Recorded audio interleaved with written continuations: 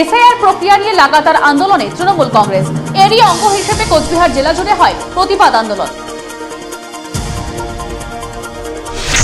খাদ্যে বৈচিত্র্য আনতে উদ্যোগ নিল দিনহাটা মহকুমা হাসপাতাল। শুক্রবার হলো মিলেট নির্ভর খাবার তৈরি প্রতিযোগিতা।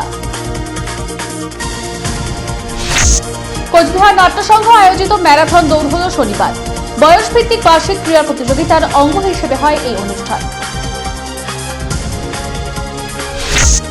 মাধ্যমিক ও উচ্চ মাধ্যমিক পরীক্ষার আগে কোচবিহার শহর জুড়ে বেশ কিছু পথ চলাচল বন্ধ রয়েছে। এর বিকল্প ব্যবস্থা কি, এ নিয়ে উঠেছে প্রশ্ন।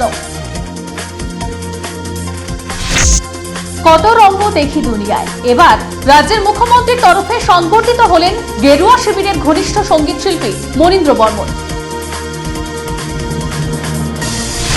এবার কোচবিহার শহরের সারমেয় নিয়ে তোলপাড় অবস্থা। অভিযোগ দায়ের হলো কোতোয়ালি থানায়। কোচবিহার জেলা ক্রীড়া সংস্থার উদ্যোগে চলছে ক্রিকেট টুর্নামেন্ট। রাজবাড়ী সংলগ্ন কোচবিহার স্টেডিয়ামে চলছে এই ক্রীড়া কর্মসূচি।